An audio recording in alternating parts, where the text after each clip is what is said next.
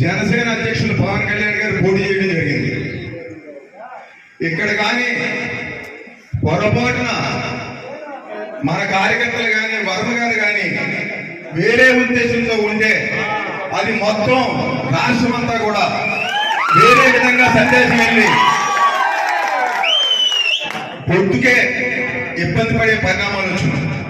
పెద్ద మనసులో ఇటు వర్మ గారు కానీ ఇటు పిఠాపురం నియోజకవర్గంలోని నాయకులందరూ కూడా ఎంతో కష్టపడి వర్మ గారి గెలుపు కంటే పవన్ కళ్యాణ్ గారి గెలుపు ఇంకా ఎక్కువ మెజార్టీతో నెగ్గించాలి అని చెప్పి పవన్ కళ్యాణ్ గారిని మంచి మెజార్టీతో నెగ్గించడంలో మన పాత్ర, మీ పాత్ర, ప్రత్యేకంగా పిఠాపురం నియోజకవర్గం తెలుగుదేశం పార్టీ కార్యకర్తల పాత్ర, వర్మ గారి కుటుంబం పాత్ర పూర్తిగా ఉంది.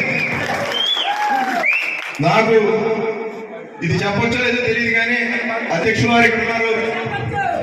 అధ్యక్షుల వారిని నేను కోరుకునేది ఒకటే, 175 నియోజకవర్గాల్లో చంద్రబాబు నాయుడు గారు గొప్పని ఎలా చూస్తున్నారో, మన లోకేష్ గారు మంగళగిరిని ఎలా చూస్తున్నారో, అదేవిధంగా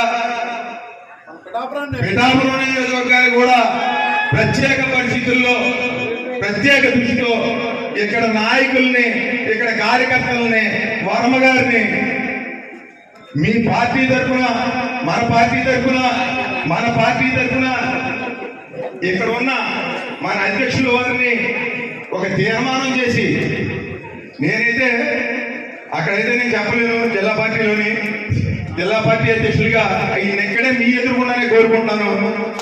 ఈయన్నే ఈ తీర్మానాన్ని మన జిల్లా రేపు 22వ తారీఖున జరిగే మినీ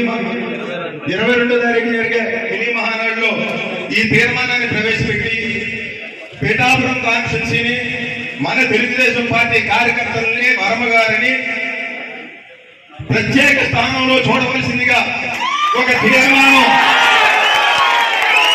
నవీన్ గారిని చేయమని చెప్పి కోరుకుంటూ, ఇది తప్పు నాకు తెలీదు.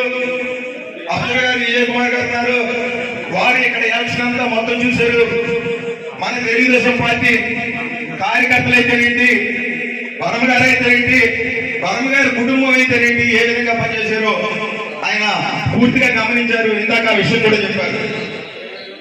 విజయ్ కుమార్ గారు కూడా ఇక్కడ అబ్జర్వర్ గా ఇటు లోకేష్ గారితో కానీ చంద్రబాబు నాయుడు గారితో కానీ మీరు ఈ నియోజకవర్గాన్ని ప్రత్యేక దృష్టితో చూడాలని, ఇక్కడ కార్యకర్తలు, నాయకుల్ని, వర్మ గారిని ప్రత్యేకంగా